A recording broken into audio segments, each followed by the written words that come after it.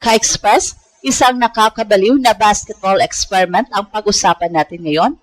Paano kung gawin natin kasing bilis ni Allen Iverson ang 7'3" na si Kai Sotto?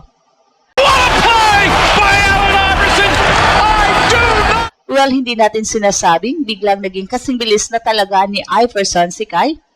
Isa itong what-if scenario para makita kung anong klaseng player ang mabubuo kapag pinagsama ang pinakamataas na height at wingspan ni Kai sa explosive first step, crossover, acceleration at pagbabago ng direksyon na naging trademark ng NBA legend.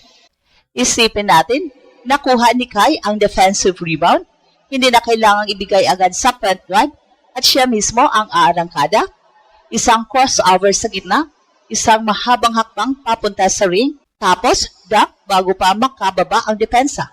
Kapag nilapitan naman siya ng maliit na defender, kaya niya itong i-post up. At kapag malaking center ang humarang,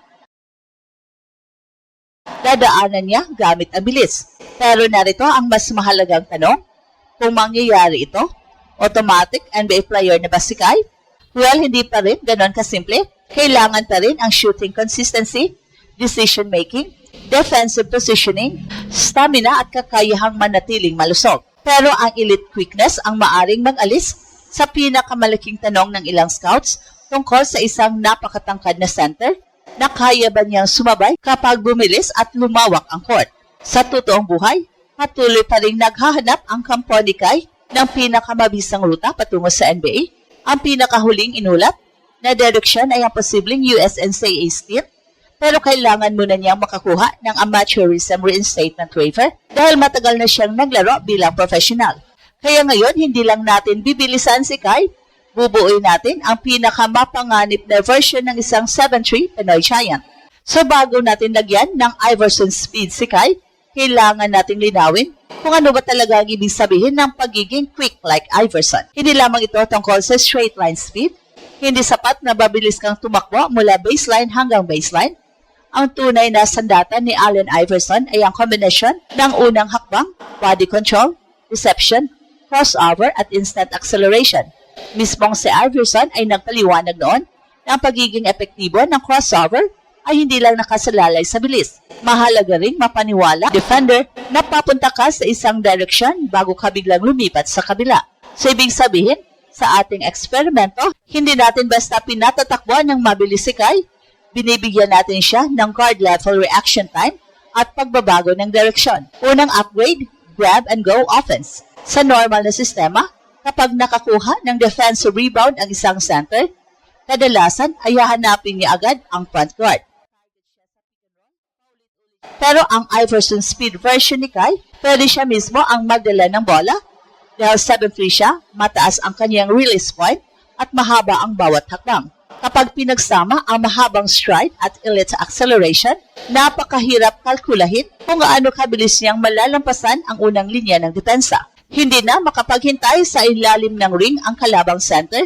Kailangan nitong umatras agad dahil kayang umatake ni Kai mula sa gitna. Kapag sobrang umatras ang defender, pwedeng huminto si Kai para sa pull-up jumper o magbigay ng handoff. Kapag lumapit naman ito, isang mabilis na crossover lamang at maaring maiwan na ang depensa. Ikalawang upgrade, face-up mismatch. Sa NBA at modern international basketball, hindi sapat na malaki ka lamang. Kailangan kaya mong gumalaw sa space. Madalas pilitin ng mga kalaban ang malalaking center na lumabas sa perimeter lalo na sa pick and roll at switching situations.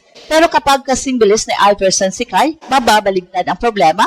Sa halip na siya ang habulin ng maliit na guard, sila naman ang kailangan mag-ingat. Kapag maliit ang bumantay, pwede siyang dumiretso sa poste. Kapag kapwa big man ang nakaharap, maaari niya itong salubungin sa perimeter at atakihin bago pa makapwesto. Ito ang tinatawag na no correct answer matchup. Ano mang piliin ng depensa, may kapalit. Ikatlong upgrade, pick and roll distraction. Sa kasalukuyang basketball, napakahalaga ng screen and roll. Ang isang center ay maaaring maging roller, screener, short roll passer o popper. May natural ng advantage si Kai dahil sa kanyang height at malawak na finishing radius. Pero kapag nadagdagan yon ng Iverson level burst, magiging mas mabilis ang kanyang pag-slide papunta sa rim pagkatapos ng screen.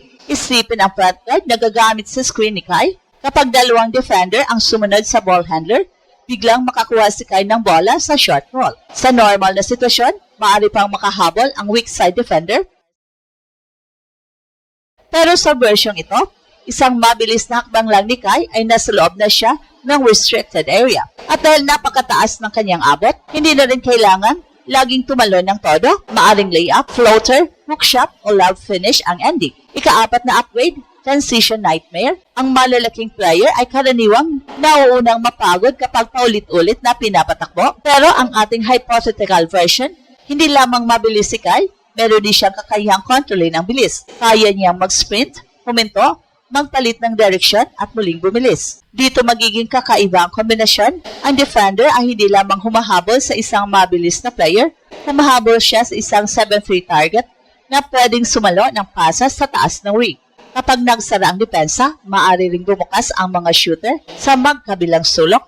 Well, sa madaling salita, ang bilis ni Kai ay hindi lang magbibigay sa kanya ng puntos, maaari nitong baguhin ang buong spacing at lumikha ng open shots para sa mga kakampi. Pero may panganib din ang ganitong upgrade. Ang katawan ng isang 7'3 center ay hindi katulad ng katawan ng isang 6-foot guard. Mas mahaba ang mga buto, mas mataas ang center of gravity, at mas malaking pwersa ang mapupunta sa tuhod at balakang kapag biglang humihinto o nagpapalit ng direksyon. Kaya kung bibigyan natin si Kai ng Iverson lateral movement, kailangan din kasama sa package ang elite balance, lower body strength at durability. Hindi sapat ang bilis lamang, kailangan kakayanin ng katawan ang bilis na yon.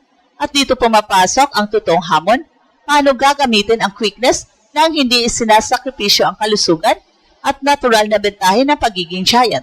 So dumako tayo sa pinakamalaking tanong, kung si Kai ay magiging kasing quick ni Allen Iverson, sigurado na ba ang kanyang NBA dream?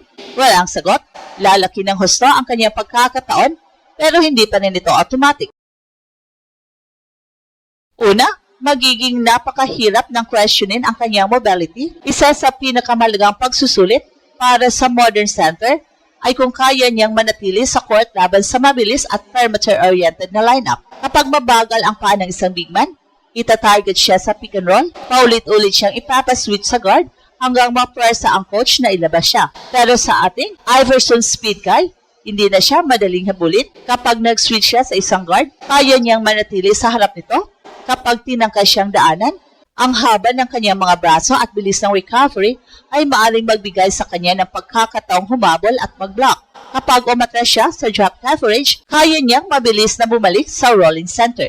Yan ang uri ng defensive flexibility na hinahanap ng maraming elite team.